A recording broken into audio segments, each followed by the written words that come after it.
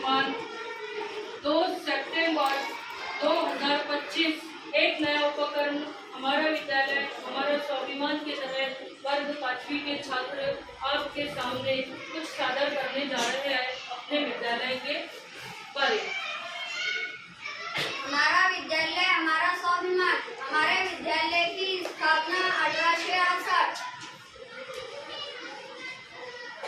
आज मैं अपने प्यारे विद्यालय जिला परिषद उर्दू शाला के बारे में कुछ कहना चाहती हूँ। हमारा विद्यालय सिर्फ पढ़ाई की जगह नहीं बल्कि ज्ञान, शिक्षा और भाईचारे का मंदिर है।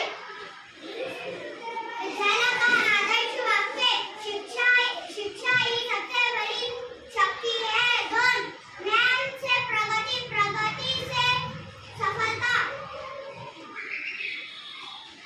हमारा विद्यालय हमारा स्वाभिमान। हमारे अध्यापक हमें माता पिता की तरह प्यार देते हैं। विद्यालय हमें साफ सुथरा वातावरण,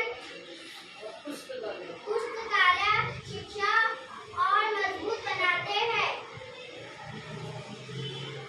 हमारा विद्यालय है हमारा स्वाभिमान। यहाँ हमने पढ़ाई के साथ साथ अनुशासन, ईमानदारी और मेहनत की शिक्षा मिलती है। हमारा विद्यालय हमारा स्वाभिमान। सच कहा जाए तो हमारा विद्यालय हमारा स्वाभिमान है।